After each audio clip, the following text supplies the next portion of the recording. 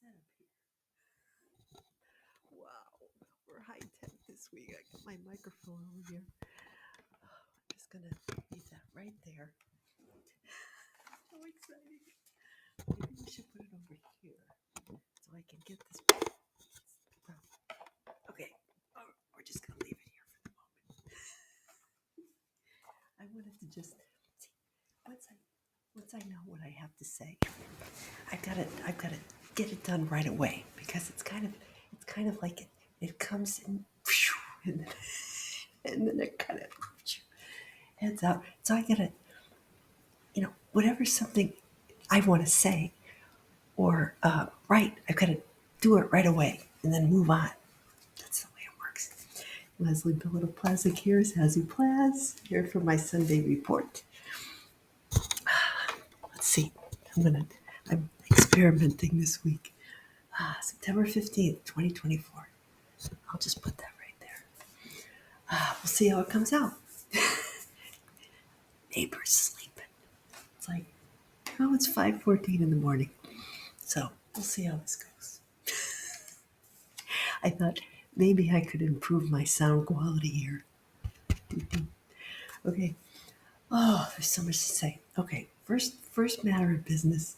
Wow, there's so much going on. Pisces full moon and lunar eclipse this week.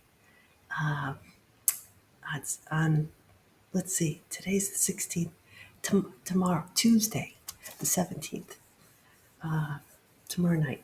So, but we're feeling it. If you have anything in the water signs, which I do a lot of stuff in the water signs, it's emotions, but it's Pisces. It's a lot of endings, intuitive, feminine energy, and fish, lots of fish and water stuff. So, I mean, the song this week is just perfect. It came together perfectly. I have a lot of, Neptune is at the end of Pisces right now, and Neptune rules Pisces, and so you got the fish. They're going like this. So one is like the physical world. One is the spiritual world, and they're kind of going like this. So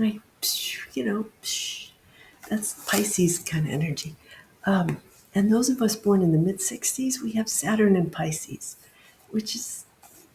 that's hard. It's very hard.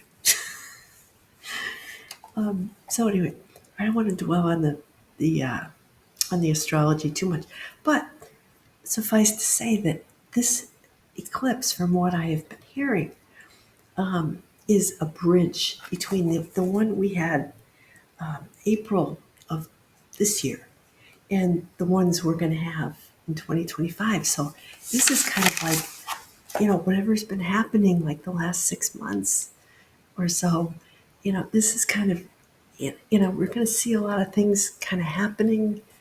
And, if it comes up to be let go for the trash, let it go. If it's going to be clear what needs to go and what needs to stay. So, yeah, it's been a strange kind of week for me. Things moving, going well, and yet there's always this part of me that goes, yeah, it could do better. So that's never going to change. I'm just going to, it's been very quiet, which is, I guess, this time of year, when the sun hits my natal Pluto and Uranus and Virgo, it always coincides with the 9/11 here in the U.S. The 9/11 anniversary and the Patriot Day remembrance and all that. And just by accident this week, I stumbled upon a song, and which was one I hadn't even heard before, but the band, aha, like an Epiphany, right? Which is a Norwegian band that was huge for their song "Take on Me." Right? I'm going to start with the music this week, and then I'm going to backtrack. So I'll come back to this, but I I stumbled upon a song by them, just totally randomly. Just I'll get back to how, but so they're Norwegian, and the video for this song that I hadn't even heard because it was never released as a single in the U.S. It was on their album, one of their albums, but it was like from 1988, and by that time, in the U.S. we kind of, it was like a one hit wonder, right? But this song was never released. So the video actually had the World Trade Center's towers in it from 1988, which blew my mind. I don't think I ever saw the video. You know, I mean, we saw Take on Me because it was an amazing, groundbreaking video, which is really what made them so successful in the U.S. was that video. And us Gen Xers watching MTV.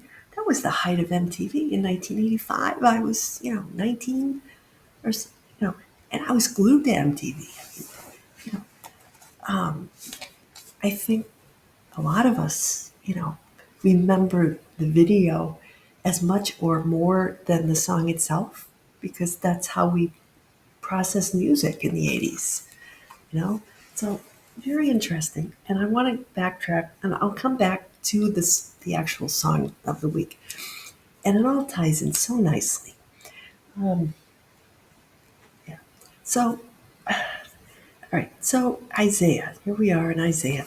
Um, and the whole theme of the readings, and it's so perfect for Pisces, right? Pisces is like the martyr.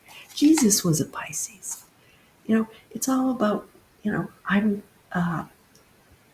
not, Pisces can fall into victim, but it's almost like sacrifice, it's like in its highest form, it's being brought low to be made high, right?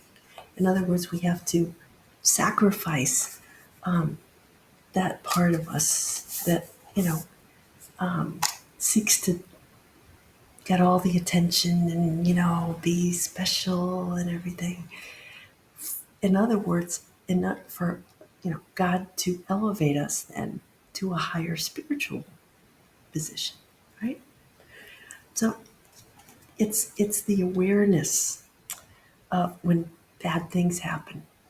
Say, you know, this is for my greater good in the long run. This is something, my cross that I have to bear.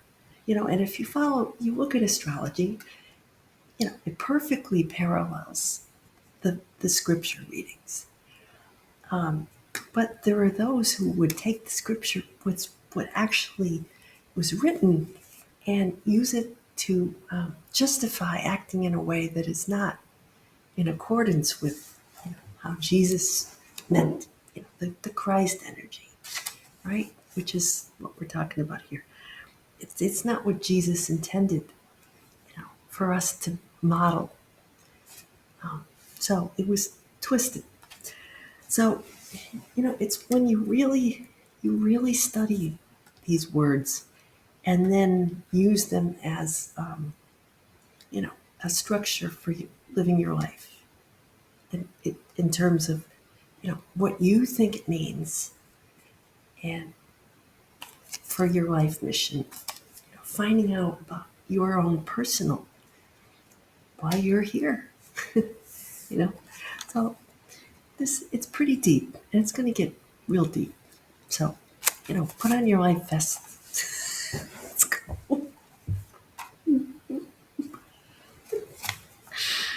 Oh, you ready? Okay. We're wearing our aquamarine today. That's Pisces color. Just by accident. I like it.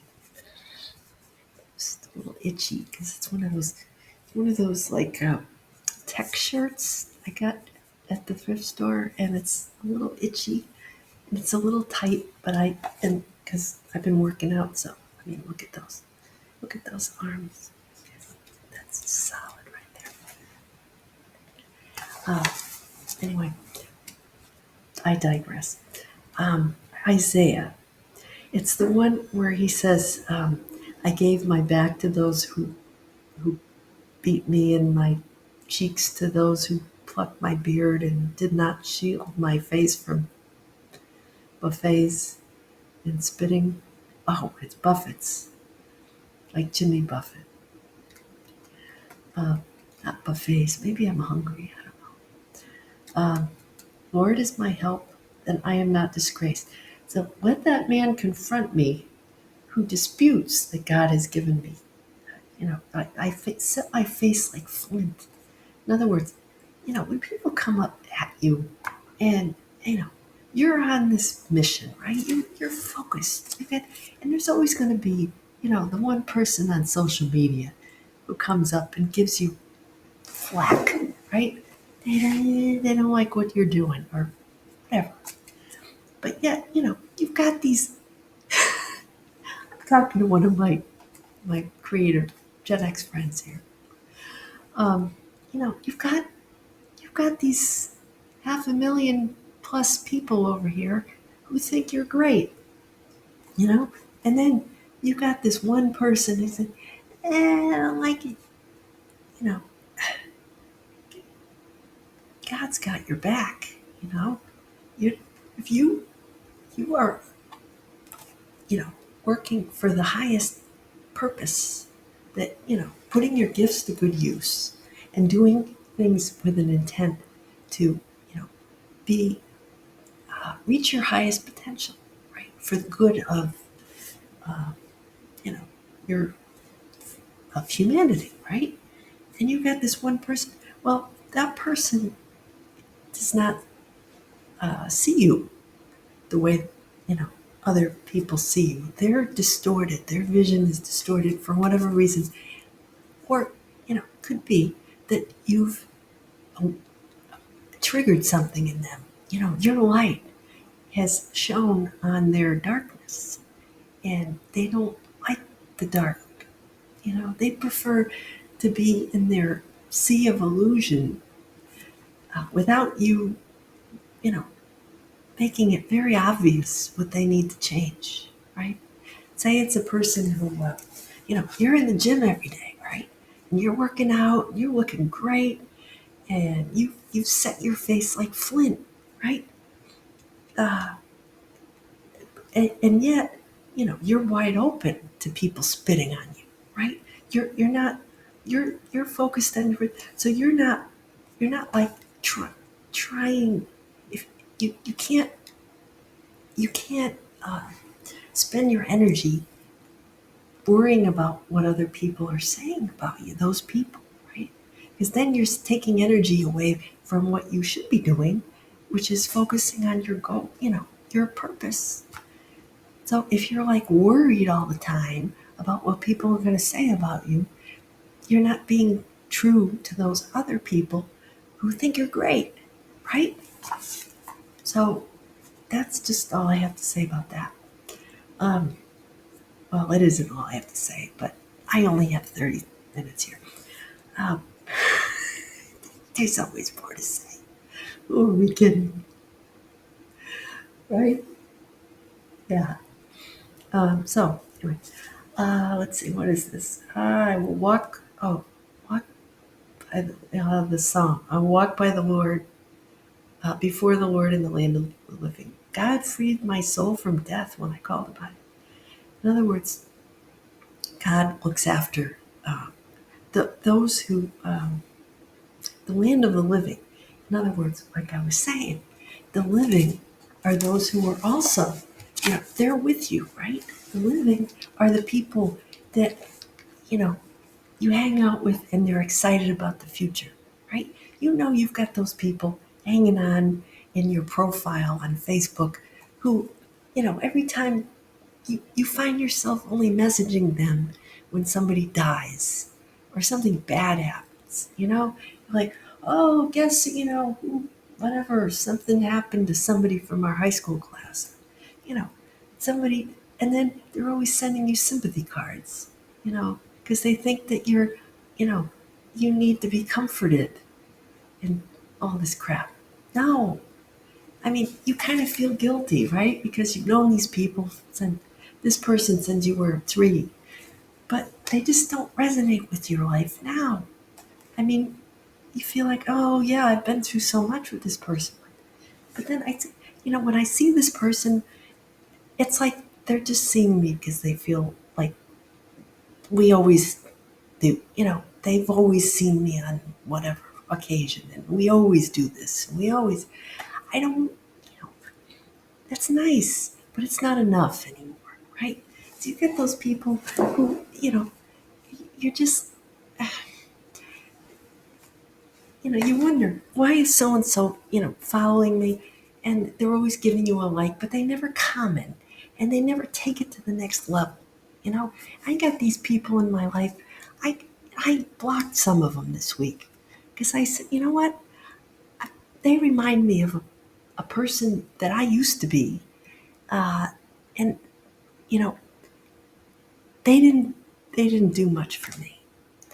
In fact, they were, you know, hanging on me, and it annoyed me, and that took my energy away from what I know I have to do now. I hear their voice in my head saying, "Oh, you have to, be ambitious. You have to do this. You have to do that, and you have to work. You have to do your page like this with this company, and you have to do that because they're getting, they're pushing this particular company because they're getting paid. If how many of their clients go with this? Well, anyway, I'm just saying, a lot of this stuff is going to be in my next book. It's going to be really good, so stay tuned. Things that I have been through, and I realize that I'm here to talk to people about how to get away from toxicity, how to get these leeches out of your life. And we all make mistakes, and I make more mistakes than most people. So I have something to share. If there's a snake, I'll find them. If somebody is doing something nefarious, I'll find out about it. Because they'll come to me because they think I'm an easy target. And they get to know the real me and they're like, holy crap, because I look so nice. Um, anyway, yeah. So, faith without works is dead. James 6. Back up what you say with what you do. Yeah. Oh, I gotta get to it here. Um, oh, shoot. That was last week. What the hell? I hate this notebook. All right. Yeah. So let's see. We get to the Gospel of Mark 8. Jesus and his disciples are in Caesarea Philippi. Um, yeah, this reason. It's the one where they're going there, and he asks them, "Who do people say that I am?" Right? He's just curious. In the days before social media, when people tell you exactly who they think you are, except on my page, nobody nobody gives me any feedback. And I've often thought, maybe because I present so many different, I stir up so many different emotions in people. They're not exactly. I think that the Facebook reactions are inadequate. You know, so I think people just don't know who I am. So he's maybe Jesus felt that way too. Because people, who do people say that I am? And of course, everybody's going to have a different view of him, right? His disciple says, well, some say John the Baptist, some say Elijah. Peter says, you're the Christ. He said, don't. Um, he warned them not to tell anyone because people weren't ready, right? It, and it wasn't time for him to go through his suffering and his death and, rise again. So, and then Peter was like mad about it. He's like, well, we can't let them do that to you, right? Because, people who they really see you, right? They want to protect you. But it wasn't for Peter. It wasn't his role to keep Jesus from all this happening, right? Get thee behind me, Satan. He was thinking as a human, which he was, not as God. In other words, we only see our little, you know, our little world, don't we? God has the higher view. God's got the eagle's view, right? So that's what Jesus meant. It's kind of like, when they, the Adam and Eve in the garden with the apple thing. Uh, you know, it's not for us to know the big plan. Right? So when something bad happens to you, you're saying, "Oh, this is awful. This is nah, nah, nah, nah, nah. Get thee behind me, Satan," because Satan would have you say, "Oh, this is just looking at your life from a very limited point of view." But the suffering is for our highest good. See, you gotta see. So take up your cross. Um, lose your life for the sake of saving it. And that's very Piscean. I mean, Pisces, Jesus, losing yourself to gain God. In other words, to um, for your highest spiritual, uh, good. So, all right. So the song is, aha. It's called "You Are the One," which I've never heard it, but I listened to it like 3 times, and I couldn't believe what a great song it is. It's catchy, you know, and it goes along with the who do you say I am? You are the one, right? You are the one, Christ. So it's very interesting. This is from "Stay on the Road on These Roads," their album from 1988. Stay on these roads. And it's where Jesus is talking to his disciples on the road, right?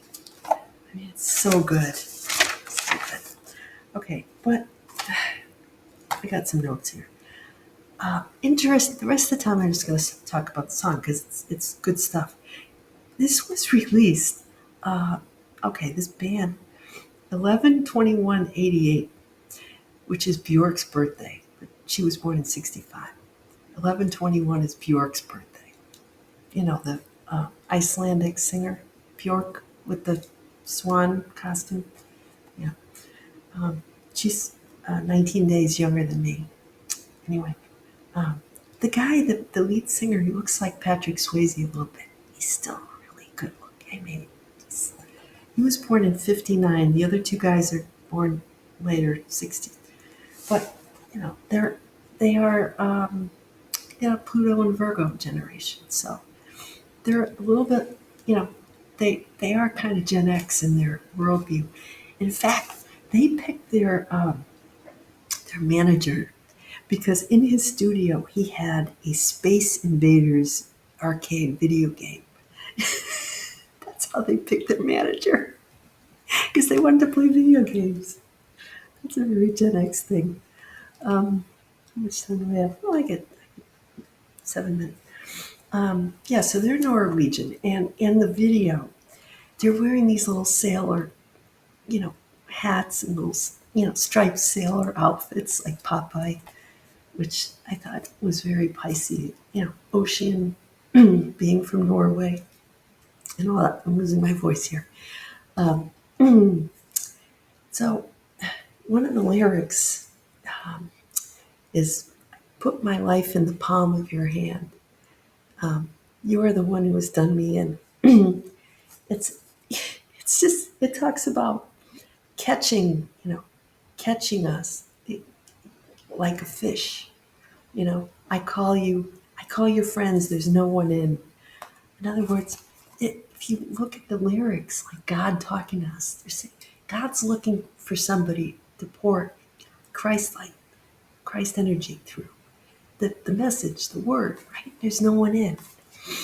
Um, and so he looks, like Jesus to go fishing for people, right? Where home where he can put his message, his word, be understood, like your followers on social media. Those are like catching fish, right? You put out your light, you put out your message, and people come. They're attracted to what you have to say. So, but if you're distracted, right? You're you're not focused on your mission. You haven't set your face like flint, right? And everything that everybody says, you go back and forth like a freaking fish. You know, oh, so get out of here. Get thee behind me, Satan. But if you think you're going to go through life without challenges, then you're not going to go anywhere, right? You think you're going to, set out on the road and not meet, any challenges? Who goes on a road trip and doesn't, expect to get hungry and tired and, because we're human, right? When we travel, things happen. Did you ever watch the Vacation movie? We meet people. We run out of gas. We run out of food. People get up in all in our face and, ah. Anyway, right? No matter how good a driver you are, you still dealing with all those other people on the road, right? Who've had a bad day or, something happened, or they're frustrated. They're not in as good shape as you, and they are looking at you and saying, "Oh, I've got to go to the gym because that guy goes to the gym, and maybe I should just pretend, put up another picture on my profile to make believe that I don't have this issue. Try to be something you're not." Anyway, yeah. But in the video, okay, what I found interesting is you can clearly see because it takes place in Soho in Manhattan. And the World Trade Center towers are in the background. They're right there, right? And there's this diner, the Moon Dance Diner, which apparently was in the show Friends, and the Spider-Man movie, 2002. Um, yeah, so B-side of it was Out of Blue Comes Rain. Yeah, so it's just interesting. Um, Yeah, that was Oh, also the Moondance Diner is if you ever see that movie, I think it's like TikTok or something. It's about Jonathan Larson. I think he wrote it. Um, he That's where he wrote the musical Ren when he was a waiter at the Moondance Diner, which is in this video. Okay, and he ran into Jesse L. Martin, who was in the musical Rent. They were both working there, or he met him when he was working at the diner. So that's some trivia. Um, it's on 88. It was on 88 Sixth Ave. So the interesting thing is that they took that diner and they moved it all over the place. It's no longer where it was, but it was one of those great old diners. And it was featured in pop culture quite a bit. So I'm going to put a link to the Wikipedia, you know, about the Moondance Diner. But I thought that was kind of interesting. Um, yeah, I'm almost done here. Uh, yeah, so that's good. Aha, they got their name from a song in a guitar songbook. They're like, well, what can we name ourselves that you can say easily in English that's not Norwegian? And they came up on it was a terrible song, but a great name for the band. Ah, aha. And yeah, so Take On Me, that was their one hit wonder. They were the first Norwegian band to have a number one hit in the US. It's interesting. Yeah, and they were on Soul Train. Go figure. So that's all I've got for this week. I'm going to go get something to drink for my throat here. And I will be back next week. Have a great week. And, you know, enjoy the Pisces. So have a great week. Enjoy the Pisces full moon lunar eclipse. and I'll talk to you next time. Thanks. Bye.